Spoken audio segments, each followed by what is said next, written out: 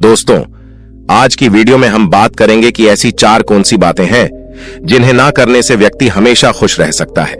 अगर आप भी जानना चाहते हैं तो वीडियो को पूरा जरूर देखना।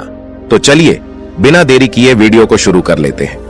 दोस्तों, एक दिन रानी स्नान करने चली गई और साधु को भोजन देना भूल गई। भोजन क्यों नहीं आया?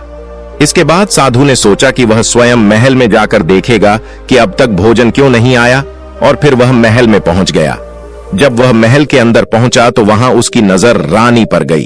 रानी के लंबे लंबे घने काले बाल जो कि उसकी कमर पर लहरा रहे थे, उसकी कजरारी आंखें जो देखने मात्र से ही घायल कर दे, उसकी हिरनी जैसी चाल। रानी के इतने सुंदर रूप को देखकर सन्यासी चकित रह गया और रानी की सुंदरता सन्यासी के मन में घर कर गई और वह वहां से बिना कुछ कहे ही अपनी कुटिया में लौट आया। सन्यासी रानी के रूप की सुंदरता को भुला ना सका और वह खान पान त्याग कर अपनी कुटिया में पड़ा रहा। उसने कई दिनों तक कुछ भी नहीं खाया, जिसकी वजह से वह बहुत कमजोर हो गया।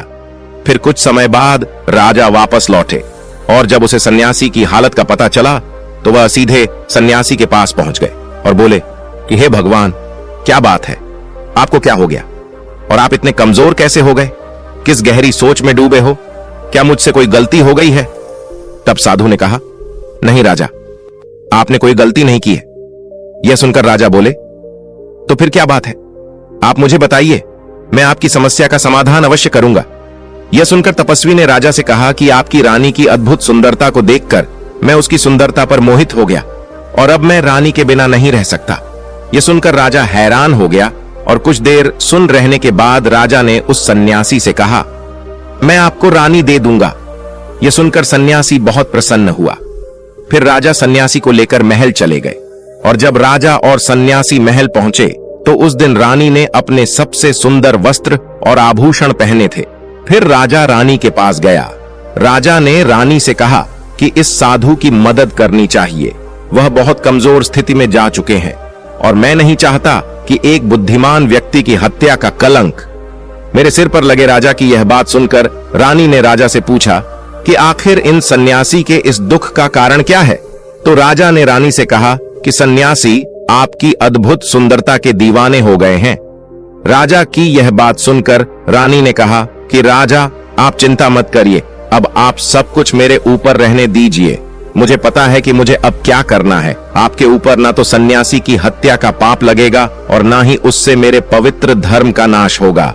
रानी की यह बात सुनकर राजा ने रानी को सन्यासी को सौंप दिया।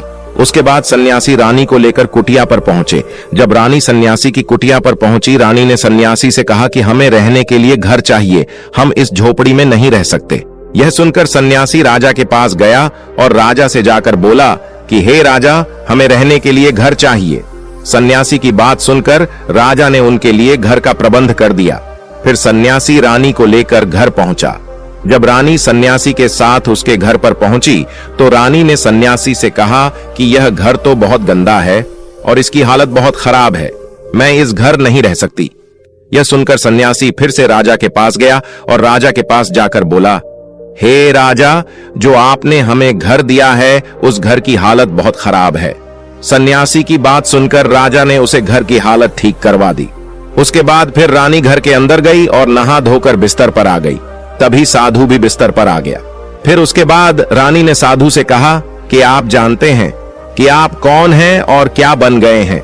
आप एक महान साधु थे जिनके लिए राजा स्वयं सभी आवश्यक चीजें उपलब्ध करते थे, जिनके पास दूर दूर से लोग ज्ञान प्राप्त करने आते थे, जो लोगों को सत्य का मार्ग दिखाते थे, जो लोगों की समस्याओं का समाधान करते थे, जिन्हें सभी लोग गुरु मानते थे, जिसे सब लोग भगवान मानकर पूजते थे।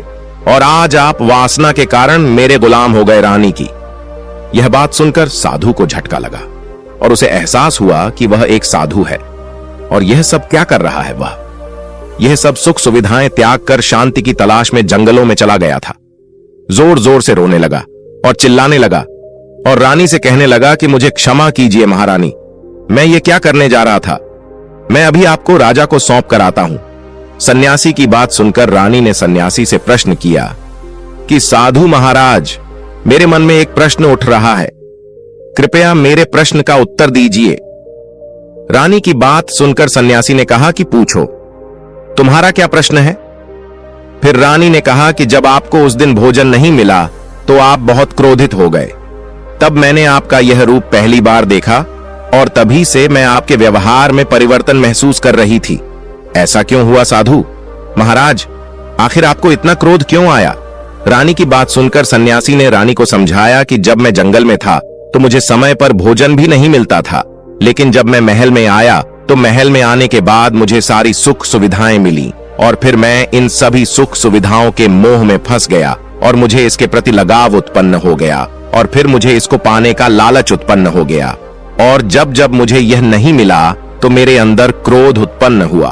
फिर सन्यासी ने कहा कि महारानी, सच तो यह है कि अगर इच्छा पूरी नहीं हो तो क्रोध उत्पन्न होता है और अगर इच्छा पूरी हो जाए तो लालच बन जाता है।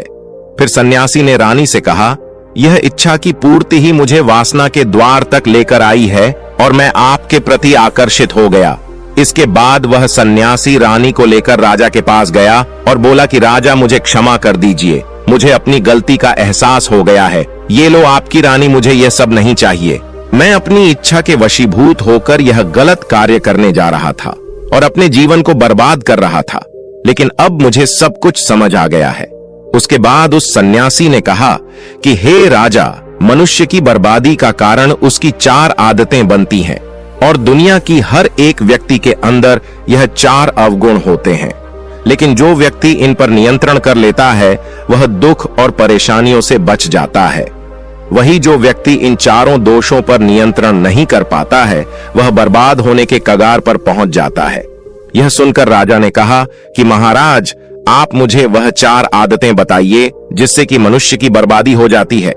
फिर सन्यासी ने राजा को मनुष्य को बर्बाद करने वाली आदतों के बारे में बताया कि हे राजा, मनुष्य को बर्बाद करने वाली पहली आदत है इच्छा, क्योंकि इच्छा ही दुनिया की हर एक व्यक्ति के अंदर सबसे पहला अवगुण होता है और जो व्यक्ति अपनी इच्छाओं को नियंत्रण में नहीं रख पाता है वह जीवन के किसी भी क्षेत्र में सफल नहीं हो पाता है, क्योंकि जैसे ही उसकी एक इच्छा पूरी होती है वह दूसरी की ओर जाने लगता है और दूसरी पूरी हो गई है तो तीसरी इच्छा उसके मन में जागृत हो जाती है और फिर ऐसे करते करते इच्छाओं पर नियंत्रण न होने के कारण इसी जाल में उलझा रहता है और दुखी रहता है।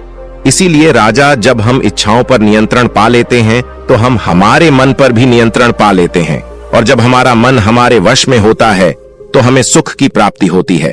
फिर जो हम चाहते हैं वही हमारे साथ होता है।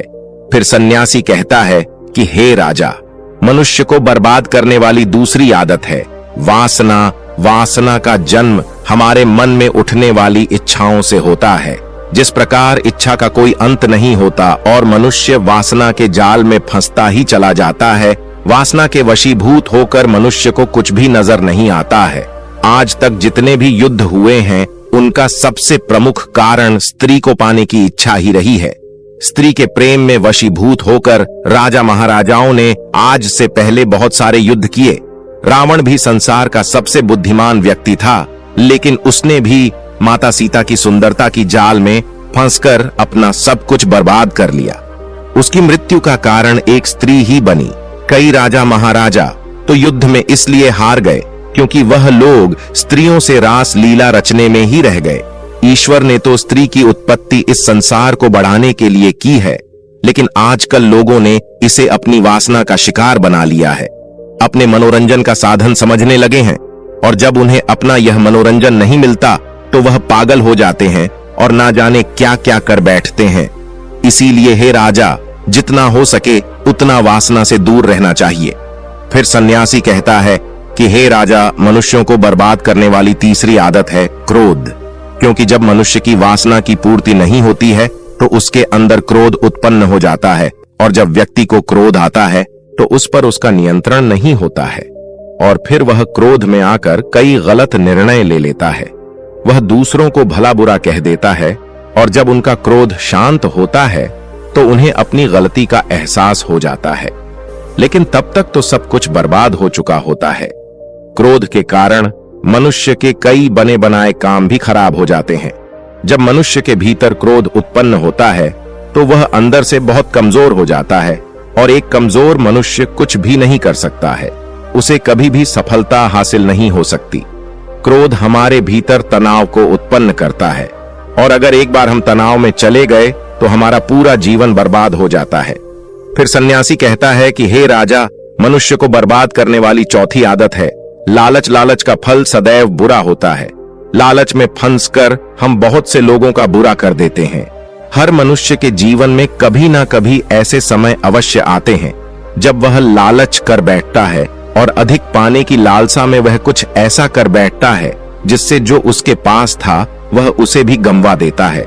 क्योंकि जैसे ही व्यक्ति की एक इच्छा पूरी होती है उसका लालच अधिक हो जाता है और उसके मन में और कई जन्म लेने लगती है। जो व्यक्ति लालच करता है वह कामयाबी से कोसों दूर रहता है, क्योंकि एक ना एक दिन लालच का दुश्मन सामने आता ही है। अगर हम समय रहते ही लालच को त्याग दें और उसकी जाल में न फंसे तो हम एक सफल व्यक्ति अवश्य बन सकते हैं। फिर अंत में सन्यासी राजा से कहता है कि हे राजा, अगर मनुष्य इन चारों आदतों को त्याग देता है तो उसे जीवन में सफल होने से कोई नहीं रोक सकता। जो इन आदतों को नहीं त्याग सकता है उसे जीवन में बर्बाद होने से कोई रोक नहीं सकता। मैं एक सन्यासी होकर इसकी जाल में फंस गया था तो सामान्य मनुष्य तो इससे बच नहीं सकता। इसीलिए हे राजन, मनुष्य को इन आदतों से हमेशा बचना चाहिए। तो दोस्तों, उम्मीद करता हूं आपको इस कहानी से एक अच्छी सीख मिली होगी। ये कहानी आपको कैसी लगी हमें कमेंट बॉक्स में कमेंट करके जरूर बताएं और इस वीडियो को लाइक भी जरूर करें और साथ ही इस वीडियो को अपने दोस्तों के साथ जरूर शेयर करें ताकि उन्हें भी इस कहानी से कुछ सीखने को मिल सके। ऐसी ही प्रेरणादायक और बुद्धा स्टोरी सुनने के लिए हमारे चैनल को सब्सक्राइब करके बेल आइकन को जरूर दबा दें ताकि आने वाली अगली वीडियो की नोटिफिकेशन आपको मिल सके। इस वीडियो में बस इतना ही। मिलते हैं अगली वीडियो में। जब तक अपना ख्याल रखिएगा। धन्यवाद।